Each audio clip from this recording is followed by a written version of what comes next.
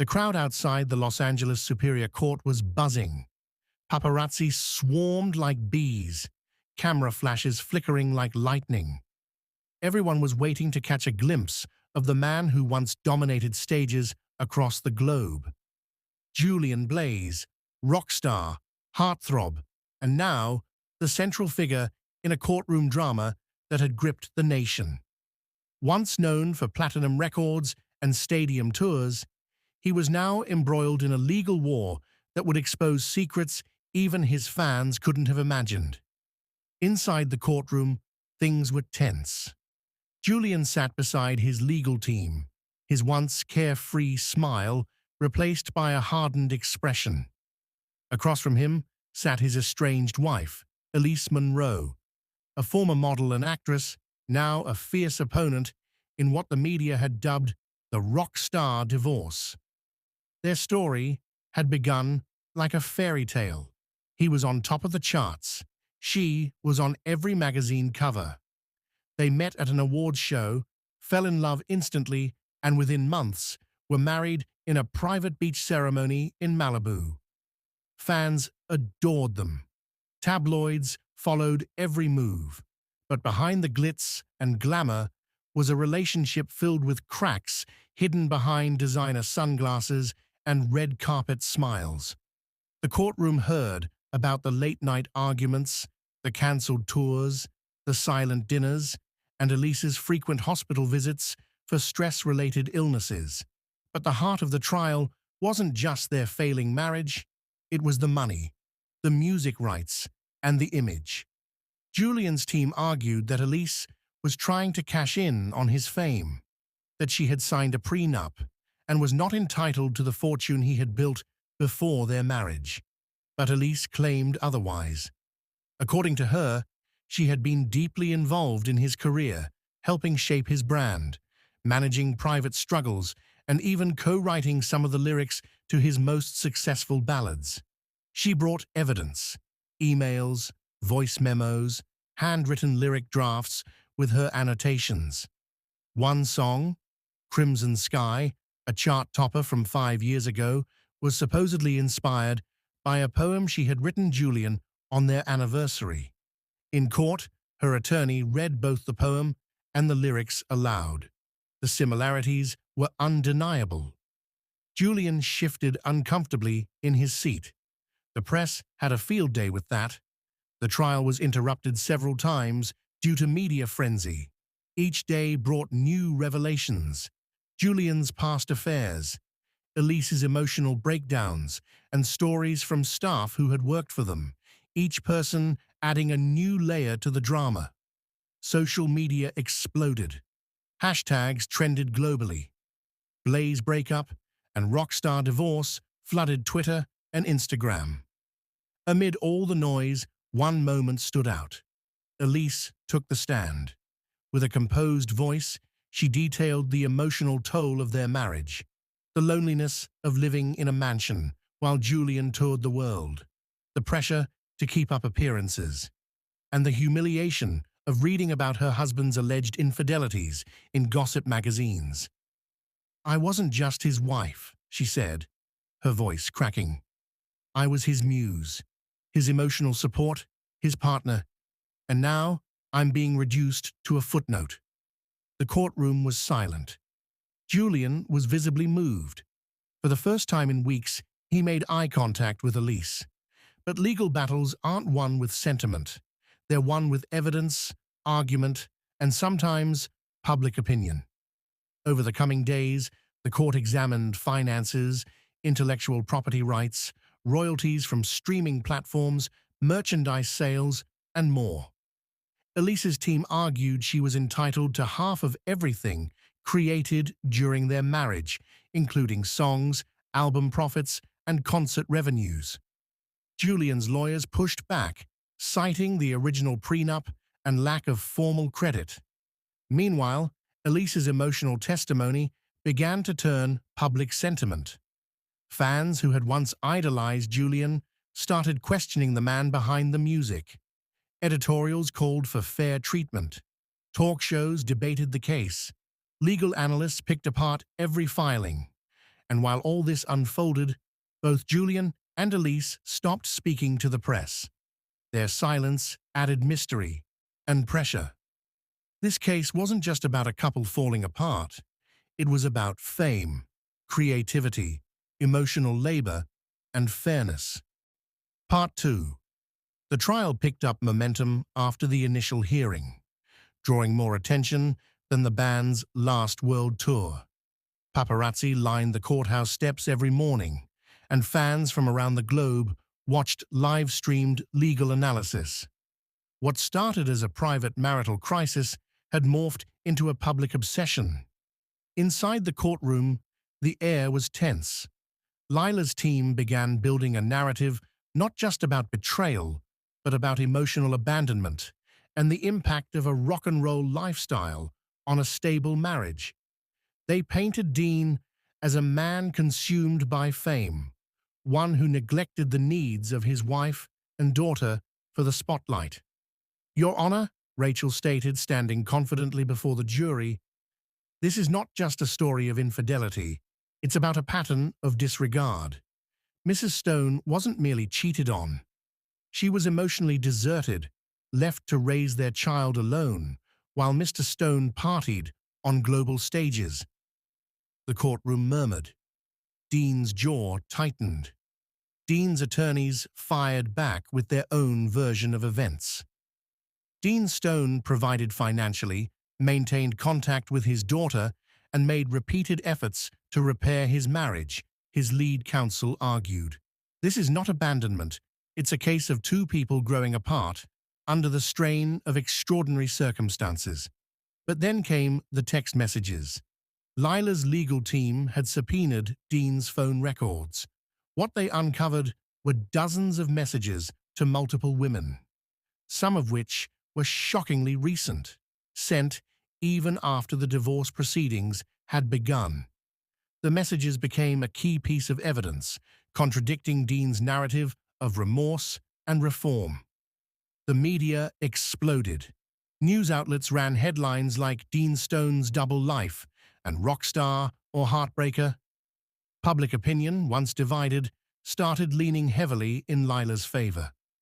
To further complicate matters, Lila's team introduced a hidden clause in their prenuptial agreement, a clause that could only be invalidated by proof of infidelity.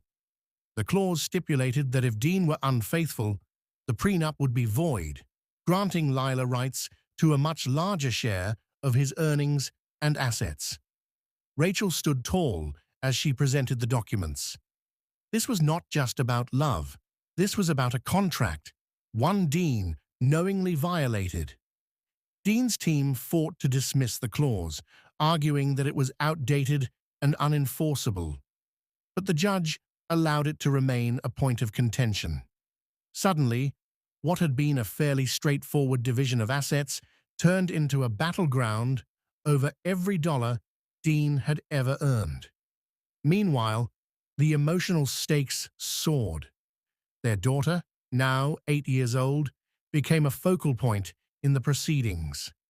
Lila's team submitted journal entries and drawings the child had made, expressions of confusion and sadness over her parents fighting. One drawing showed Dean on a concert stage, with a guitar, and Lila sitting alone at home with the child. The visual hit everyone in the room. Even the judge looked moved. Dean requested a private meeting with his daughter, away from the cameras and lawyers. It was a quiet, heartfelt moment. When he emerged, he looked visibly shaken, his usual arrogance stripped away. The next day, he asked to take the stand. Dean's testimony was unexpected. He admitted to his infidelities, acknowledged his absence, and even expressed regret. "I lost sight of what mattered. I thought I could have it all, fame, music, love. But I ended up losing my family." The courtroom was silent. Even Lila seemed stunned. While some suspected it was a strategic move, others saw a man genuinely trying to make amends. Either way, it shifted the energy in the room. Rachel, ever the skilled litigator, kept the focus on the facts. regret doesn't erase responsibility. Apologies don't cancel out consequences. As part two of the trial ended, both sides had revealed their full playbook. It was no longer just a legal war. It was a deep psychological unearthing of a marriage built under pressure, passion, and ultimately, fracture. What would happen next would either bring closure or ignite a new chapter of conflict. The days that followed were anything but peaceful. Paparazzi parked outside of both Veronica and Jack's homes, documenting every entrance, every visitor, every nervous glance. The public's appetite for scandal was insatiable, and this case had all the makings of a media frenzy: fame, fortune, betrayal, and heartbreak.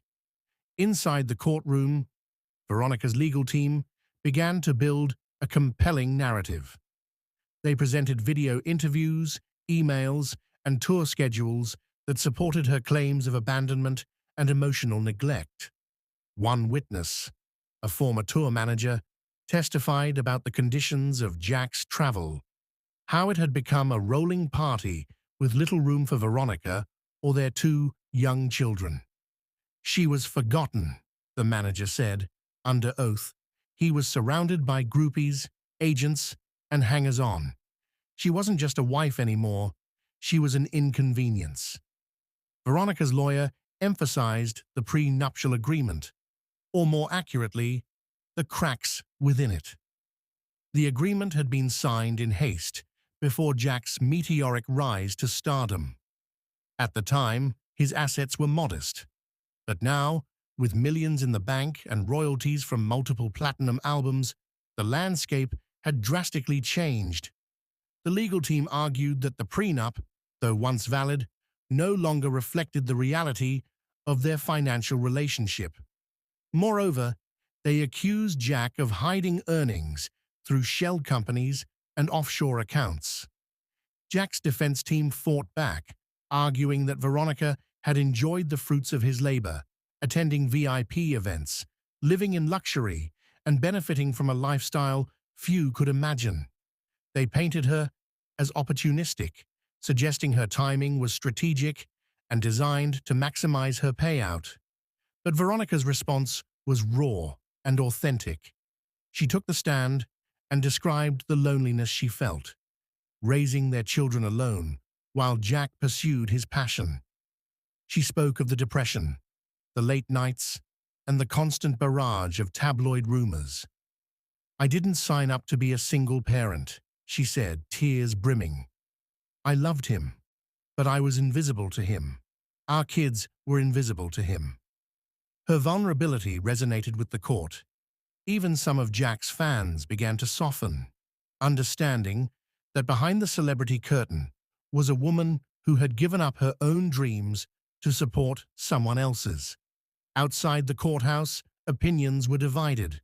Social media erupted with hashtags like #TeamVeronica and #Justice for Jack. Legal analysts were invited on talk shows to dissect the case.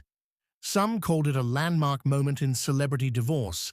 Others dismissed it as another example of fame gone wrong. But inside those courtroom walls, something deeper was unfolding. This wasn't just a divorce. It was an unearthing of everything unspoken between two people who had once vowed to love and protect each other. A particularly tense moment occurred when a private investigator, hired secretly by Veronica months before the divorce, was called to testify. He presented surveillance footage and financial records that showed Jack's involvement in clandestine real estate deals, which he had failed to disclose. The courtroom gasped. This revelation changed everything. Jack's team requested a recess. Whispers buzzed in the air as journalists raced to update their headlines. The rock star, who had built a reputation on being unapologetically wild, was now being accused of something far more damning: dishonesty under oath. Back at home, their children were kept away from the proceedings, cared for by family members who did their best to shield them from the unfolding drama. But kids are perceptive, and they knew their world was changing. In a quiet moment during the proceedings, Veronica was seen holding a small photo of the four of them, smiling, at peace. It was a stark contrast to the battlefield she now faced. The judge called for a continuation the following week. As the courtroom emptied, Veronica and Jack passed one another without a word, their eyes filled with everything they couldn't say. The war wasn't over, but the truth had begun to take center stage. And in the world of celebrity justice, where image is everything, the cracks in the foundation were now exposed for all to see. The courtroom was silent as the fourth day of the trial began. Cameras were not allowed, but the gallery was full. Journalists, fans, and curious onlookers, all eager to witness the final chapter of what had become one of the most sensational celebrity divorce cases in recent history. Across the aisle, Jordan and Vanessa barely glanced at each other. Their lawyers stood ready, thick binders in hand. The presiding judge, a stern woman known for her no-nonsense demeanor, entered the courtroom and called the proceedings to order. The day's agenda was simple: closing arguments.